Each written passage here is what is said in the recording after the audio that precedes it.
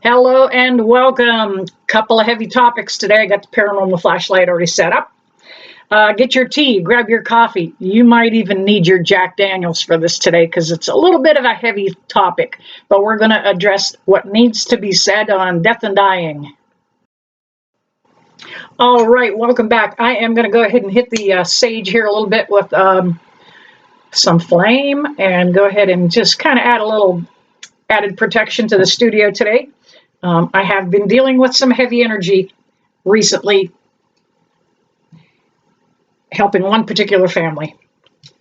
Today, what I'm going to talk about are two of the topics that only mediums really know and understand. Number one, anybody that dies, they don't want to come back. Okay? That's the first topic. Do dead people wish to come back? And the second topic is going to be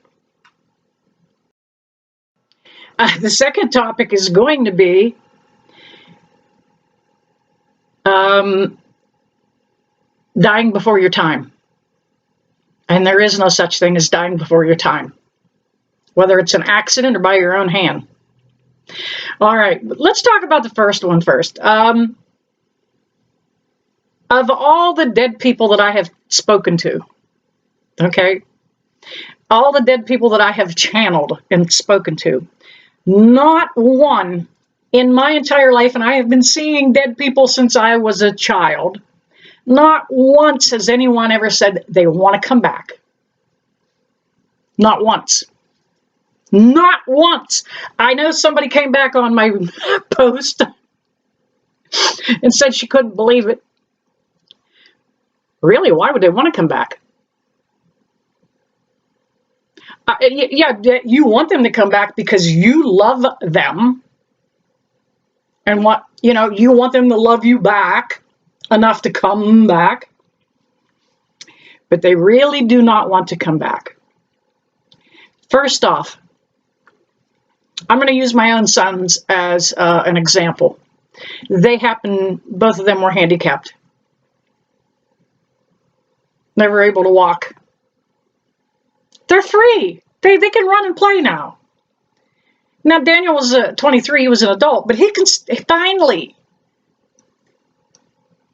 They're free. There's no bullying. There's no heartache over there. Nobody broke anybody's heart. It doesn't happen over there. People who have lost limbs due to amputation, get them back over there. People who couldn't do anything for years because maybe they had COPD and all they could do is sit around and deal with that discomfort of the heart and lungs. You know what? They don't want to come back. No, because they don't have to struggle for air over there. No pain. There's no mortgages over there. So that eliminates, there's no banking over there. So that eliminates a lot of stress and stress triggers that people face in this world. How many of you know people that have gone through a great financial loss, maybe bankruptcy or losing a house, losing everything? I lost everything at one point in my life. And I got to tell you, it is a natural thought when it crosses your mind that maybe I ought to leave here. It is a very natural thought. However, it should cross and be gone. Don't hang on to that thought.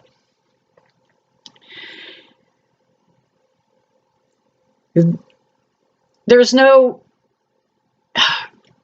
struggling to get to the next level at work. There's no failure. No failure. No disappointment over there. Why would they want to come back here for disappointment? Now, I understand that you want them to love you so much that they come back. But why would you want that to have them be in a torturous life again. Even the best lives, even the most perfect lives that I have seen, some of the most beautiful Christian people that had, it looked like on the outside that they had absolutely beautiful lives down here. Perfect family, perfect house, nothing going wrong, no drama, no alcoholism, nothing wrong. When I spoke to the mother of that family, she had passed from cancer. Very loving. Oh, what a great family. Just what a great family. And they had me come in and do a reading for them and channel mom and get some final words from her. She did not want to come back. Not even to what I thought looked like a perfect family in a perfect setting.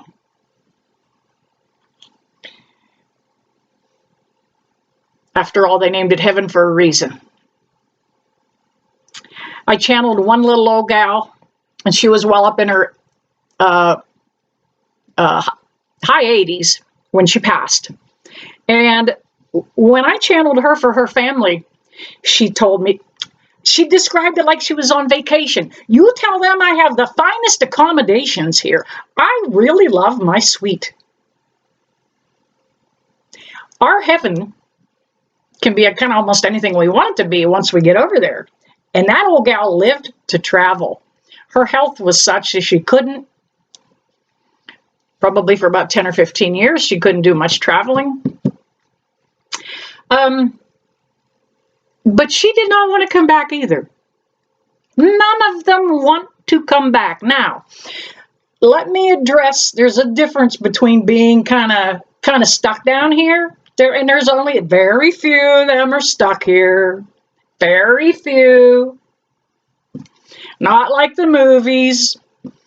Not like all the ghost shows out there. Very rarely do they get stuck here. And that's really only a soul that kind of got so overwhelmed and I guess overwhelmed is the word. At the point of their death, that they did not realize they died. The souls that usually kind of remain here a little bit are ones who don't realize that they have passed over. And then that's kind of where my job is. I come in and I kind of help direct them. I explain to them that, you have crossed over, you died. And I'm going to help you find the light. So that's my task if somebody's trapped down here. And they're not trapped. They move around. Sometimes they turn out to be that, the boneheaded cousin everybody has. That, you tell them that, don't go out on the road, he's going to go out on the road. Don't play with matches, he played with matches. That cousin, those are usually the ones that just kind of went by their own beat of their own drummer. But those are souls, and they're only earthbound for a while. They're not trapped here for eternity. And the one thing that helps get them crossed over is your prayers. Your prayers. When you pray for somebody that's already died, it still has a lot of power. A lot of power. It helps them kind of come to the realization that they're supposed to go another place and move on, and they do. Now, the second part of this topic is, hang on just a split second. The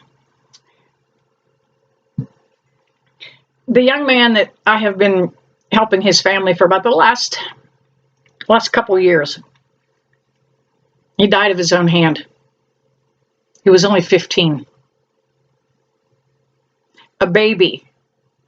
By any grandma standards, 15 is, you're a baby. And he took his life. His dad took his life too. Now, first off, It's not hereditary. Thank you, Spirit. Bam. If anything else, we got that. Thank you. It is not hereditary. The behavior that happens in the household is what is copied. That light is really talking. Look at it. Thank you, Spirit on a light. But I have never seen anybody die that wasn't ready. Whether it was that 15-year-old boy who took his own life, or as another example, my 2.5-month-old son. Way early. I mean, he wasn't born early, but the death obviously was early. Still died when he was supposed to. We have a soul contract. We have a soul contract. We make an agreement with God before we come down here. Because he sends us all down here as earth angels. We are sent down with tasks that we have to do. We have to work with mankind. We have to accomplish a certain amount of things. Now, that soul contract is recorded in the Akashic records. Some of you have never heard me mention the Akashic records. It gets to be a little more complicated. Some of these theories that are hard to prove. But the Akashic records are a hall of records that are in, I guess, let's just call it heaven, just to make it easy. And they are a recorded, written down in big books of everything that's ever happened in the history of man. Way before Jesus even. It was all, everything goes down in the Akashic records. Now, when we're making that soul contract, some mediums think that there are 2, sometimes 3 places that our lives kind of come to, and the off-ramp is ahead of us, and that's where we leave this lifetime. And some mediums think there are 2 or 3 places. Sometimes it's just one off-ramp, and it's all, we agree to it all ahead of time. Up there, before we get down here, we agreed to it. We agreed to the trials and the tribulations that we have to face down here. It's for learning. It's so when we come back next time, we're kinder, gentler, more loving people. We come into, we may choose to pick a 600-pound body. We may choose to have MS. We may choose to get cancer. We pick that stuff and we agree to it. We pick out our parents. I remember when I was about 4 years old, I was a very troubled kid. I could see spirit. Nobody understood it. And so I was always lashing out, a lot of temper tantrums. But I can remember at about 4 years old, I was running away from home. And I said, I never asked to be born in this family. Boy, was I wrong. I picked that family. You do too. You pick that family. You pick the hardships. You pick the hurdles you need to overcome. And that's what the karma thing's all about. If we don't do those things in this lifetime the way we agreed to, next time around you get a chance to try to do it again. So I have never seen anybody die that wasn't ready. Now, if we don't leave this world from natural causes, old age, disease, then there's a couple other things that kind of get thrown at us that will help us when we want to make that off-ramp, okay?